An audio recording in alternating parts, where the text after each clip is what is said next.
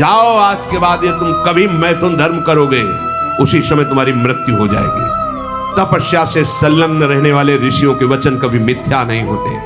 तुम ऐसे कामासक्त होगे कि मेरी बात भूल जाओगे और उसी क्षण तुम्हारी मृत्यु हो जाएगी। तो दुर्योधन का प्रादुर्भाव हुआ। धृतराष्ट्र का एक पुत्र जन्म लेते ही ऐसी विचित्र भयावनी आवाज से रोया कि जितने गीद, गीदड़, गधे, कौवे सब चिल्लाने लगे। निश्चिंत रहो, एक नहीं 5 महारथी विश्व विजेता तुम्हारे पुत्र होंगे और वो ऋषि अंतर्धान होंगे। बहुत से गुप्तचर पांडु की सुरक्षा में गुप्त रूप से रहते, यद्यपि उन्होंने ऐसा कहा नहीं था, पर उस सुरक्षा में रहते क्योंकि चक्रवर्ती सम्राट है, कोई आक्रमण न करे। समय बड़ा विचित्र होता है, सब समय सुख जैसा ही नहीं रहता कि एक सुख का कार्य चल रहा है तो सुख ही बना रहेगा। भीष्म जी ने विदुर जी का भी विवाह करवा दिया। इधर एक दिन भगवान व्यासदेव जी महल पधारे तो गांधारी जी ने भगवान व्यासदेव जी की सेवा की। व्यास जी की ऐसी सेवा की व्यास भगवान बहुत प्रसन्न हुए। कहा तुम्हारी जो कोई मनपसंद वस्तु या जो भी चाहना हो। उन्होंने कहा कि मेरी यही चाह है कि महाबलवान मेरे 100 पुत्र हो। भगवान व्यासदेव जी ने कहा तथास्तु, ऐसा ही हो। धृतराष्ट्र के द्वारा गांधारी ने गर्भ धारण किया, पर 2 वर्ष व्यतीत हो गए, ना गर्भ बढ़ा, बस एक मांस का पिंड जैसा, और ना गर्भ प्रसव हुआ। गांधारी जी को बड़ी चिंता हुई कि भगवान व्यासदेव जी के आशीर्वाद से गर्भ हुआ है। जब गांधारी जी को 1 वर्ष गर्भ धारण किया था, उधर महाराज युधिष्ठिर का प्रादुर्भाव हुआ था। आगे प्रसंग में आएगा। युधिष्ठिर का प्रादुर्भाव गुप्तचरों ने जब बताया, बहुत कष्ट हुआ गांधारी को, क्यों हमसे तो छोटे हैं, इतना तेजस्वी पुत्र, 100 पुत्र होने थे हुआ, तो अपने पेट पर बहुत प्रहार किया। 2 वर्ष गर्भ धारण करने पर भी कोई हलचल नहीं, कोई कुछ नहीं। बड़ा उनको गुस्सा आया, प्रहार किया, मूर्छित हो गए। जब मूर्छा जगी तो देखा एक मांस का पिंड सामने, प्रहार से। ये क्या भगवान व्यासदेव जी का आशीर्वाद, कोई आकृति नहीं, कोई ऐसा नहीं कि कोई हाथ पैर नाक, बस मांस का पिंड, और वो भी लोहे के समान कठोर। बड़ा शोक हुआ। 2 वर्षों तक इसको गर्भ में धारण किया, किस काम का? दासियों से कहा फेंक दिया जाए। जो ही दासियों ने उठाया, भगवान व्यासदेव जी आ गए। ये क्या कर रहे हो? तो उनका भगवान इसका क्या करे? तो मांस का पिंड है। व्यास जी ने कहा मांस का पिंड नहीं है, हमारा आशीर्वाद है, जो हमने तुम्हें आशीर्वाद दिया था। उन्होंने कहा मुझे बहुत जलन हो रही, सुना है कि पांडु के एक तेजस्वी पुत्र प्रकट है युधिष्ठिर जी, मैं ये जलन बर्दाश्त नहीं कर सकती, इसलिए मैंने प्रहार किया तो गर्भ से मांस का पिंड निकला और आपने 100 पुत्र होने का वरदान दिया था। भगवान व्यासदेव जी ने कहा विश्वास करो राजकुमारी, मैं कभी हास परिहास में भी मिथ्या नहीं बोलता, फिर आशीर्वाद या वरदान देने पर मिथ्या हो जाए, ऐसी कैसी बात हो सकती है? ये मेरे ही विधान से हुआ है। लाओ अत्यंत शीतल जल लाओ। शीतल जल लाया गया और उस मांस के पिंड पर जो भी भगवान व्यासदेव जी ने शीतल जल डाला तो उसके 101 हिस्से हो गए। 100 और 101 हिस्से हो गए। गांधारी को बड़ा आश्चर्य, बिना कुछ छेदन भेदन किए, और वो जैसे एक अंगुष्ठ प्रमाण ऐसे आकृति उसमें बालकों की सी झलकने लगी। भगवान व्यासदेव जी ने कहा 101 कुंड बनाए जाए, शुद्ध गाय का घी उसमें भरा जाए कुंडों में, और दिव्य औषधियां भगवान व्यासदेव जी ने डाली और इन 101 हिस्से को हर कुंड में रख दिया जाए, ऊपर से बिल्कुल बंद कर दिया जाए, बीच में खोला ना जाए। 2 वर्ष तक प्रतीक्षा करना, इसके बाद इसमें महाबली पुत्र प्रकट हो जाएंगे।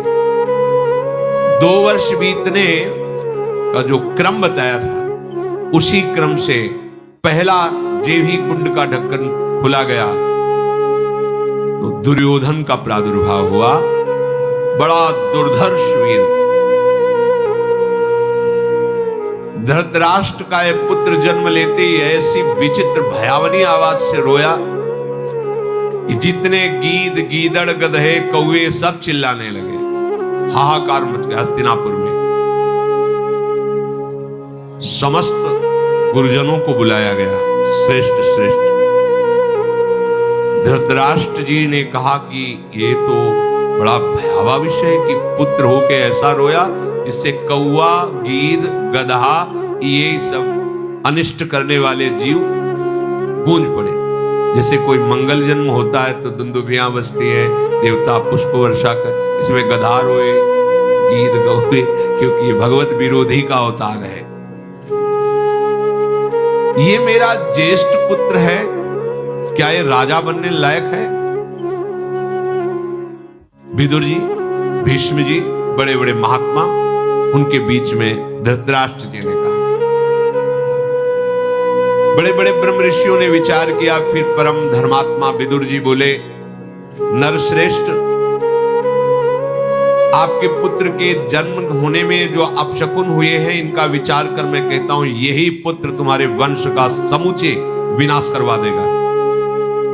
मेरी सलाह है, इसको तुरंत मार दिया जाए या इसको तुरंत फेंकवा दिया जाए, बिल्कुल ना रखा जाए। इसकी रक्षा की गई तो कोई रक्षा लायक नहीं रहेगा आपके कुल में, इसको हटा दिया जाए। 99 पुत्र आपके रहेंगे, बड़ा पुत्र आप इसको नष्ट करवा दीजिए। यदि शांति चाहते हो तो एक पुत्र का त्याग कर दो। हम नीति को जानते हैं, अगर एक पुत्र के द्वारा पूरे कुल का नाश हो रहा हो तो उस पुत्र को त्याग देना चाहिए। नीति कहती है समूचे कुल का नाश ठीक नहीं है। अगर एक गांव में एक कुल ऐसा हो जो पूरे गांव को नष्ट कर रहा हो तो उसको गांव से निकाल देना चाहिए। अगर देश का पूरा नाश कर रहा हो एक गांव तो उसको नष्ट कर देना चाहिए, ऐसी राजनीति कहती है। धृतराष्ट्र ने कहा यह सलाह हमारे को अच्छी नहीं लगी, पहला ही पुत्र तुम कह रहे हो त्याग दो। नहीं नहीं, मैं अपने इस बड़े पुत्र का त्याग कदापि नहीं कर सकता। धीरे धीरे कुंड खोले गए। दुशासन आदि 100 कुंडों में 100 पुत्र, और जो आखिरी कुंड उसमें एक कन्या दुश्शला नाम की प्रकट हुई। 101 भाग में 100 पुत्र और एक कन्या प्रकट हुई। महाराज धृतराष्ट्र बहुत प्रसन्न हुए जब हमारे 100 पुत्र एक कन्या। जिस समय ये धृतराष्ट्र जी से गांधारी गर्भवती थी, उस समय उनकी सेवा में एक वैश्य कुल की दासी रहती थी, तो उससे युयुत्स नाम का महाबली पुत्र धृतराष्ट्र जी से प्रकट हुआ। ये अलग है, 100 से अलग है। महात्मा पांडु जी माद्री और कुंती के साथ वन में रहते थे। एक दिन की बात, ये विचर रहे थे तो ऐसा कभी तेजस्वी मृग ही नहीं देखा था जैसा देखा, और वो मैथुन धर्म से युक्त था। पता नहीं इनके मन में क्या आया। वैसे सिद्धांत है, कोई भी जीव मैथुन कर रहा हो तो एक बार के बाद दोबारा दृष्टि नहीं जानी चाहिए, फिर उनको विक्षेप पहुंचाना तो बिल्कुल ठीक नहीं। कोई भी जीव जंतु से उनको बिल्कुल ठीक नहीं, पर प्रभु की लीला ही होगी। इतने धर्मज्ञ राजा को उस समय बात समझ में नहीं आई, और राजा का अधिकार होता है, जैसे प्रजा ऐसे वन सब उसके अंदर होता है। राजा पांडु ने इतना तेजस्वी मृग और मृगी को देखकर विचार किया कि बहुत अच्छी मृगशाला बनेगी। 5 सुंदर बाणों से उस समय जिस समय मैथुन धर्म से युक्त एक साथ बींध दिया, जे ही बींधा तो ही आवाज आई, ये कौन सा मेरा अपराध था? राजा, तूने विचार नहीं किया? उनको होश उड़ गए कि मनुष्य आवाज कैसी। समीप गए तो वो दोनों मृग शरीर, मृग और मृगी एक साथ 5 बाणों से बिंधे हुए तड़प रहे थे। ऐसी अवस्था में देख करके महाराज को हुआ कि आवाज किधर से आई थी। उनका, राजन, तुम बुद्धि शून्य हो, इस समय तुमसे पाप बन गया। क्रूरतापूर्ण कर्म आपको सुशोभित नहीं देते। आपका बुरा प्रारब्ध लागू हो गया है, क्योंकि आप बुद्धिहीनता का महान पाप कर्म कर बैठे। क्या तुम धर्म में मन लगाने वाले राजर्षियों के अनुसार चल रहे हो? मैं काम के वशीभूत था और तुमने उस समय मेरा प्राण हरण करने के लिए बाणों से भेदन किया। पांडु बोले, शत्रुओं का वध करना और मृगया करना ये राजाओं का धर्म बताया गया है। तुम कैसे कह सकते हो कि मैंने अधर्म किया? मृगों का वध करना ये राजाओं के स्वभाव में होता है। मैंने मोहवश या पापवश या निंदनीय कोई आचरण नहीं किया आज तक। प्रकट या अप्रकट रूप में तुम कोई भी हो, मृगया करना हमारा धर्म है, इसलिए तुम्हारा निंदा करना उचित नहीं है मेरी।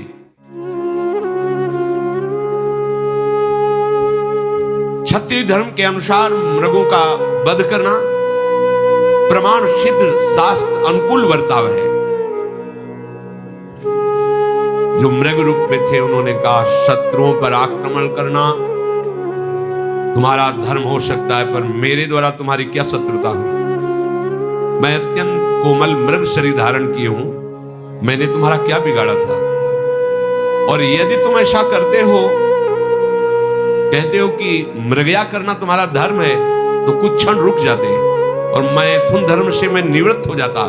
उस समय तुम बाण संधान करते तो धर्मयुक्त था। ये कौन सा धर्म है?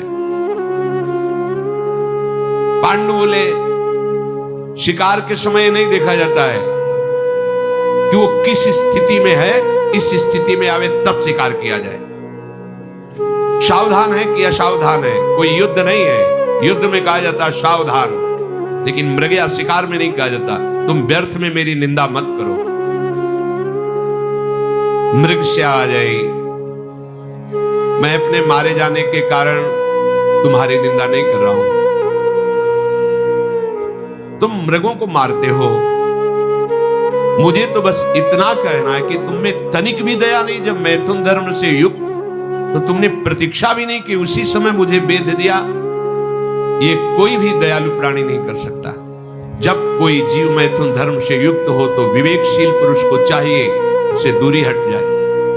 धर्म ऐसा कहता है। मैं कोई मृग नहीं हूं, मेरा नाम किंदम ऋषि है और मैं इसी वन में अपनी पत्नी के साथ कठोर तपस्या से युक्त हूं। संतान की लालसा से कामरूपी पुरुषार्थ की प्राप्ति के लिए मेरी पत्नी ने मुझे प्रेरित किया।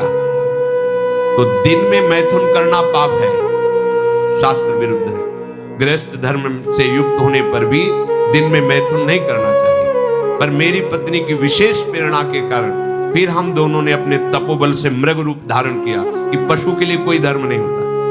पशु के लिए धर्म है, ऋषि के लिए धर्म, मनुष्य के लिए धर्म है। इसलिए मैंने पशु रूप धारण किया। मैं फल मूल का आहार करके निरंतर मंत्र में स्थिति प्राप्त किया हुआ मुनि हूं। शाम दम्स का पालन करने वाला हूं। केवल पत्नी की प्रेरणा से संतान उत्पत्ति के लिए मैंने ये पशु रूप धारण करके चेष्टा की और तुमने हत्या कर दी हमारी।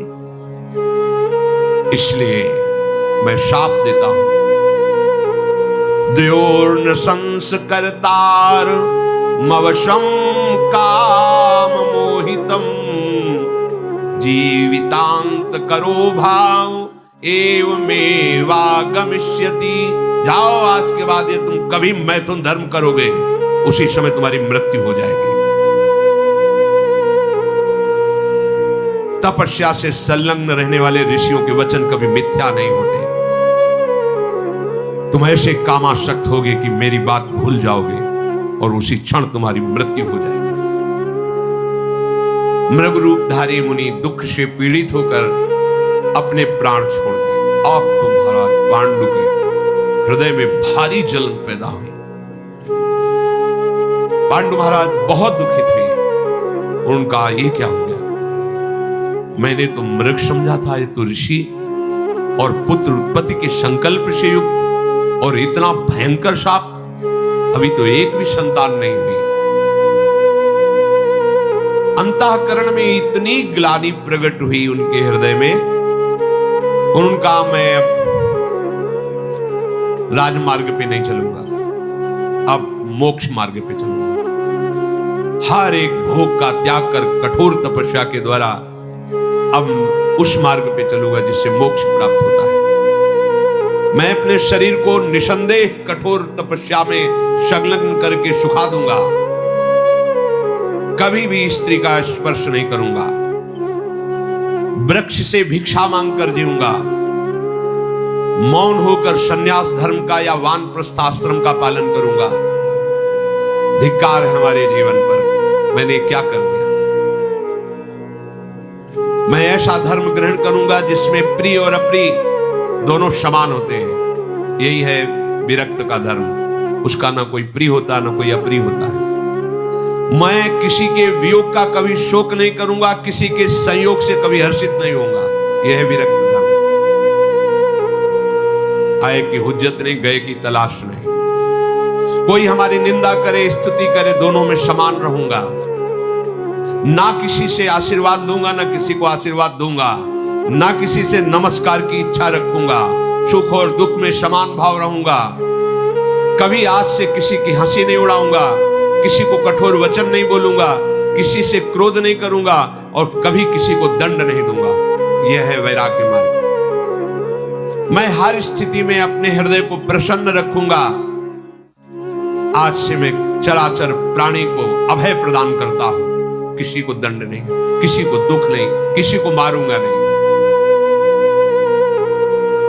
यदि भिक्षा मिली तो ठीक, नहीं मिली तो कई कई दिन तक भूखा रहूंगा। कभी मैं भरपेट भोजन नहीं करूंगा और किसी दूसरे का आश्रय नहीं लूंगा, राजा या गृहस्थ आदि का। लोभवश किसी से मिलूंगा नहीं। अपनी जीविका का कोई साधन नहीं करूंगा। अगर एक आदमी हमारी बाह काटेगा और दूसरी बाह में चंदन लगाएगा तो मेरी तरफ से दोनों के लिए बराबर भाव रहेगा। जीने और मरने दोनों इच्छाओं का मैं त्याग करता हूं। बड़ा कठोर हृदय में नियम लेकर महाराज पांडु बहुत दुखित हो गए। कुंती और माद्री जी ने जब देखा, महाराज पांडु ने कहा, देवियों तुम हस्तिनापुर लौट जाओ। अंबिका अंबालिका जो मेरी माँ है, विदुर जी, भीष्म जी, संजय जी, धृतराष्ट्र जी, सत्यवती जी, इन राजपुरोहित सबको मेरे इस कठोर व्रत की सूचना दो। मैं हस्तिनापुर पद का त्याग करता हूं और वनवासी स्वरूप होकर अपने जीवन को मोक्ष मार्ग में लगाता हूं। मैंने वनवास का दृढ़ निश्चय कर लिया है। कुंती माद्री ने कहा, संन्यास शब्द केवल मत बोलिए। आप वानप्रस्थ में भी रह करके यही आचरण कर सकते हैं। वानप्रस्थ में एक सिद्धांत है कि पत्नी यदि उसमें साथ रहना चाहे उसी पद्धति से तो रह सकती है। यदि न रहना चाहे तो अपने बालकों के पास या अपने पूर्व स्थानों में जा सकती है। तो वानप्रस्थ धर्म के अनुसार मैं आपकी तपस्या में सहयोग करूंगी, बिल्कुल कहीं विघ्न नहीं डालूंगी, ऐसा माद्री और कुंती जी ने कहा। आज के बाद हम कभी आपको किसी भी काम चेष्टा के लिए प्रेरित नहीं करेंगे। संकल्प लेती हैं कि आपकी साधना में हम विघ्न नहीं पहुंचाएंगे। इंद्रियों को सदैव वश में रखकर भारी तपस्या करेंगे। पर आप हम दोनों का त्याग नहीं कर सकते, क्योंकि अगर त्याग किया तो हम अपने प्राणों का त्याग कर देंगे। पांडु जी ने कहा, यदि तुम दोनों का यही धर्मयुक्त निश्चय है तो चलो, मैं संन्यास न लेकर वानप्रस्थ आश्रम में रहूंगा। और हमारे पिता भगवान वेदव्यास जी ने जैसी वानप्रस्थ की जीवनचर्या कही वैसा ही जीऊंगा। आज से मैं भोगियों के सुख और आहार और विश्राम का त्याग करता हूं। जैसे गृहस्थ जन रहते हैं, उस सुखों का त्याग कर और वल्कल वस्त्र धारण कर लिया और मूल और फल का आहार करने लगे। दोनों समय स्नान करना, यह हर उपासक को करना ही चाहिए, दोनों समय स्नान करना चाहिए। और बैठ करके उस संध्या के समय आराध्य देव का चिंतन, जो अपनी संध्या आरती श्री जी का दुलार प्यार, मृगचर्म पे बैठना, जटाएं धारण कर लेना, शरीर अत्यंत दुर्लभ, गर्मी सर्दी आंधी वर्षा इसके वेग को सीधे सहना, ऐसे महाराज पांडु तपस्या में युक्त हो गए। महाराज पांडु फल मूल का आहार करते हुए नागशत नामक पर्वत पर गए। कुछ दिन वहां तपस्या की, फिर चैत्र कालकूट, हिमालय को लांघकर गंधमादन पर्वत, इंद्रद्युम्न सरोवर, इसके बाद हंसकूट, फिर सत्संग पर्वत पर रहने लगे। वहां एक दिन देखा कि बहुत से महात्मा जो बड़े ही तेजोमय हैं वो जा रहे थे। तो प्रश्न किया कि महाराज, मैं आपके साथ चल सकता हूं सत्संग पर्वत से? तो उनका, हम लोग सुमेर पर्वत की चोटी पर भगवान ब्रह्मा जी पधारे, उनके दर्शन करने जा, 4 लाख योजन में। बोले हम भी चलेंगे। बोले वहां मनुष्य शरीर धारण करने वाला, हम सब दिव्य हैं, तुम्हारे को दर्शन देने के लिए प्रकट हुए। वस्तुतः तुम हमें देख नहीं सकते, हम वायु वेग से चलते हैं, वहां तुम्हारी गति नहीं है, वहां कोई शरीरधारी नहीं जा सकता, हम सब दिव्य महात्मा है। उनका, भगवान फिर हमारा जीना किस काम का, हमको तो ऐसा शाप मिल चुका है। तो उनका, नहीं नहीं, मैं तुम्हारे भाग्य को देख के कह रहा हूं, तुम्हारे जैसे पुत्र तो विश्व में किसी के नहीं होंगे। उनका, ऐसा कैसे हो सकता है? मुझे तो साफ है कि अगर मैं मैथुन धर्म से युक्त हुआ तो मृत्यु हो जाएगी। बोले नहीं, निश्चिंत रहो, एक नहीं 5 महारथी विश्व विजेता तुम्हारे पुत्र होंगे। और वो ऋषि अंतर्धान हो गए। महाराज पांडु ने विचार किया कि ऋषियों के वचन मिथ्या नहीं होते। कुंती जी से कहा कि ऐसा कैसे हो सकता है, ऋषि के वचन मिथ्या नहीं हो सकते और मैं संयोग कर नहीं सकता, और 5 महारथी पुत्र। एक उपाय मुझे सोचता है शास्त्रीय पद्धति से, तुम किसी ब्रह्म ऋषि का आवाहन करो और उससे संतान उत्पन्न करो, शास्त्र ऐसा आज्ञा करता है, जैसे सत्यवती जी ने भगवान व्यास देव से। तो उनका, भगवान यदि आप धैर्य रखकर मेरी बात सुने और समझे तो मैं आपसे प्रार्थना करूं। कुंती जी ने हाँ बोली, जब मेरी कुमार अवस्था थी तब मुझे अतिथि सत्कार साधु सेवा में लगाया गया था।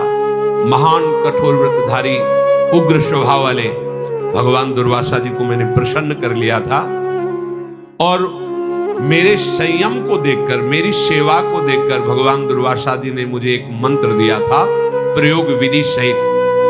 मैं जिस देवता को जब चाहूं जहां चाहूं वैसे बुला सकती हूं, तो मुझे किसी ब्रह्म ऋषि की आवश्यकता नहीं है। यदि आपका आदेश हो और आप प्रसन्न हो तो संतानोत्पत्ति के लिए जिस देवता को कहो मैं उसे बुला दूं।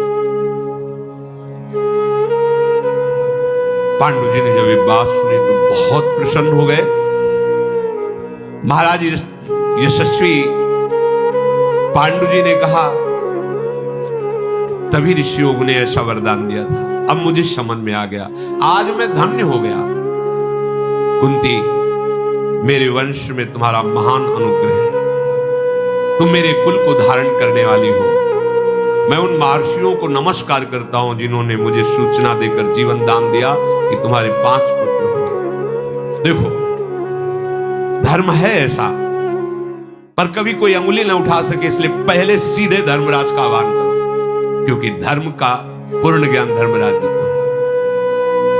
कभी कोई ऐसा न कह सके कि अधर्म है, इसलिए पहले धर्मराज को बुलाओ, क्योंकि साक्षात धर्म है। धर्म से प्रथम पुत्र उत्पन्न होने वाला धर्मात्मा कहा जाएगा। धर्म के द्वारा जो पुत्र होगा वो धर्म की स्थापना करेगा। इसलिए आप धर्म देवता का आह्वान कीजिए। अपने पति पांडु के ऐसा आदेश पर तथास्तु कहकर प्राणों का संयम करके, अपने पति की परिक्रमा करके, पति को प्रणाम करके, उनसे आज्ञा लेकर, गांधारी जी को अभी 1 वर्ष जब गर्भधारण किए हुए था तब ये प्रकट हुए पहले युधिष्ठिर जी, पर गर्भधारण दुर्योधन जी पहले गर्भ में आए, क्योंकि 2 वर्ष बाद कुंती जी ने धर्म देवता का जे ही आवाहन किया, तत्काल उसी क्षण भगवान धर्म उपस्थित हुए। मानो कई सूर्य एक साथ प्रकट हो गए हो। कुंती देवी ध्यानस्थ थी धर्म देवता के विषय में। वो हंसकर बोले, कुंती क्या तुम्हें चाहिए, क्यों मेरा आह्वान किया? तब कुंती जी ने आंख खोल के देखा, प्रणाम किया और कहा, भगवान मुझे पुत्र की प्राप्ति चाहिए। योग मूर्ति भगवान धर्म ने कुंती जी को एक पुत्र प्रदान किया। जब चंद्रमा ज्येष्ठा नक्षत्र पर थे, सूर्य तुला राशि में थे, शुक्ल पक्ष की पूर्ण पंचमी तिथि थी, अभिजीत नामक 8वां मुहूर्त, उस समय उत्तम पुत्र का प्रादुर्भाव हुआ। जन्म लेते ही आकाशवाणी हुई, ये महान श्रेष्ठ साक्षात धर्म है, धर्मात्माओं में अग्रगण्य है और ये पराक्रमी, उदार, दूसरे का हित करने वाला, अजात शत्रु, सत्यवादी महात्मा, ये धर्मराज युधिष्ठिर के नाम से प्रसिद्ध होगा। महाराज युधिष्ठिर का प्रादुर्भाव धर्म देवता से हुआ। धर्मात्मा पुत्र को पाकर पांडु को बड़ा उत्साह और लोभ प्रकट हुआ। अब तुम ऐसे देवता का वर्ण करो जो सबसे बलवान हो। तो कुंती जी ने कहा, सबसे बड़ा बलवान देवता वायुदेव है। त्रिभुवन में देवताओं में महाबली वायु देवता है, जिनके ही पुत्र पवन पुत्र भगवान के परम प्रेमी महाभागवत हनुमान जी महाराज हैं। आप वायु देवता का चिंतन करो। पांडु बहुत प्रसन्न है। पहले धर्म का अब महाबली प्रकट होना चाहिए। कुंती जी ने पवित्र होकर प्राण संयम करके प्रयोग विधि के द्वारा मंत्र का जे ही जप किया तो समस्त प्राणियों में प्राण बल संचालन करने वाले भगवान वायुदेव उपस्थित हो गए। मृग पर आरूढ़ और गर्जना करते हुए भयंकर आवाज में बोले, कुंती क्या अभिलाषा है तुम्हारी, मैं क्या तुम्हें वर प्रदान करूं? कुंती जी ने प्रणाम करते हुए मुस्कुराते हुए कहा, भगवान मुझे एक ऐसा महाबली विशालकाय पुत्र चाहिए जो विश्व में बड़े बड़े बलियों के घमंडों को चूर कर दे, बिना अस्त्र के, घूंसे के प्रहार से। ऐसा बलवान चाहिए। वायुदेव ने भयंकर पराक्रम प्रकट करने महाबाहु भीम को जन्म दिया। महाबली पुत्र जब वायु देवता से प्रकट हुआ तो आकाशवाणी हुई, कुंती इसके समान बलवान विश्व में कोई नहीं, महाबलशाली है। बहुत प्रसन्न हुई कुंती। वायु देवता अंतर ध्यान में अभी 10 दिन के ही थे भीम, क्यों गोद में लेकर के सरोवर में स्नान करने के लिए जा रही थी। जेव ही कुटिया से बाहर निकली तो पर्वत के समीप से निकलना था। वहां कंदरा में एक सिंह बैठा था, उसने दहाड़ मारी कुंती को देखकर। महाराज पांडु सावधान रहते थे, तुरंत धनुष में प्रत्यंता चढ़ाई और सिंह का वध किया। पर दहाड़ सुनकर एकदम कांप गई कुंती, तो हाथ से भीम गिर गए तो पहाड़ की चट्टान चूर चूर हो गई। भीम के गिरने मात्र से 10 दिन के है, बाहरी पहाड़ की चट्टान ऐसे चूर चूर हो गई। गिरते समय अपने अंगों से पर्वत शिला को धूल कर दिया। महाराज पांडु और कुंती देखकर बड़े आश्चर्य, अब कोई प्रहार नहीं, केवल गिरा 10 दिन का बालक, एक पहाड़ चूर चूर हो गया। चंद्रमा मघा नक्षत्र पर, बृहस्पति सिंह लगन पर, सूर्यदेव दोपहर के समय त्रयोदशी तिथि को मैत्र भोर में बल वाले भीमसेन का जन्म हुआ। जी, इधर भीमसेन का जन्म हुआ था, उधर दुर्योधन का जन्म हुआ था। भीमसेन के जन्म लेने के बाद पांडु को और उत्साह हुआ, जैसे लाभ पे लोभ और बढ़ता है। उन्होंने कहा कि अब एक ऐसा पुत्र होना चाहिए जो सबसे बड़ा धनुर्धर हो, दिव्यास्त्रों का ज्ञाता हो और शास्त्रों का पंडित हो। कुंती जी देख रही कि महाराज का लोभ बढ़ता ही जा रहा है। उनका ऐसे तो देवराज इंद्र है, समस्त दिव्यास्त्रों के ज्ञाता, शास्त्रों के ज्ञाता। वो देवराज इंद्र को बुलाओ। तो उनका देवताओं के राजा है, कुछ समय हमें चाहिए। एकांत में होकर के कुंती जी ने तपस्या और मंत्र अनुष्ठान से देवराज को संतुष्ट किया, फिर आवाहन किया। महाराज पांडु के कहने पर देवराज इंद्र का जो ही आवाहन हुआ तो देवराज इंद्र पधारे और कहा, तुम्हें ऐसा पुत्र प्रदान करता हूं जो धनुर्विद्या का ज्ञाता और समस्त शास्त्रों का ज्ञाता होगा।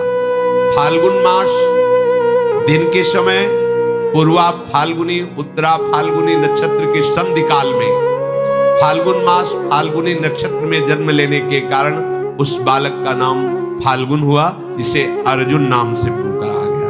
देवराज इंद्र के द्वारा अर्जुन का प्रादुर्भाव हुआ। जब अर्जुन प्रकट हुए तो आकाशवाणी हुई, कुंती देवी, ये समस्त प्राणियों का हित करने वाला, इतना बलवान तेजस्वी, भगवान शंकर के समान इसकी भुजाओं में बल, देवराज इंद्र के समान ये धनुर्विद्या का ज्ञाता और वामन भगवान के समान देवताओं को सुख प्रदान करने वाला, इसका नाम अर्जुन होगा।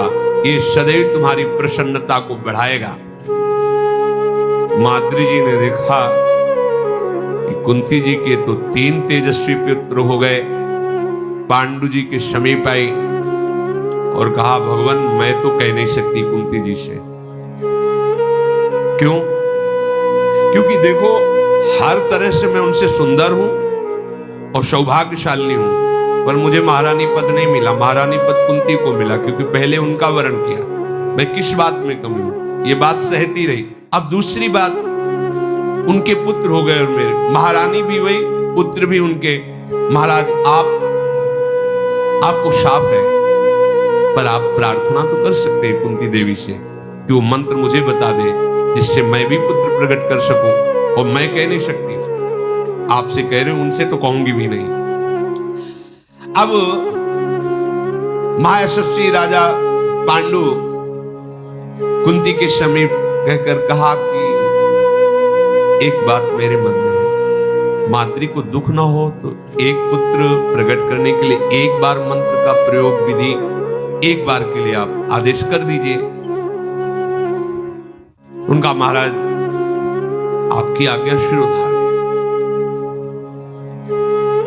पांडु ने जब इंद्र प्रकट होकर के अर्जुन को तो और बोलने वाले, तो उनका, महाराज अब शब्द नहीं, आगे नहीं, बस धर्म यहीं तक आदेश करता है। महाराज पांडु की प्रेरणा से माद्री से कहा, तुम्हें एक बार मंत्र का प्रयोग करने को किसी एक देवता को बुला लो। इसके बाद वो प्रयोग विधि याद रहने पर भी सफल नहीं होगी, मैं केवल एक बार के लिए आदेश करती हूं। मन में आया कि इनके तो 3 पुत्र हैं, मुझे एक पुत्र एक देवता को बुलाना, तो विचार किया अश्विनी कुमार एक कहे जाते पर हैं 2। उन्होंने अश्विनी कुमार का आह्वान किया, वो 2 पुत्र हुए, जिनका नाम नकुल और सहदेव। ये 5 महाभागवत श्री कृष्ण अनुरागी हैं। इनके पावन चरित्र का आगे श्री राधा वल्लभ लाल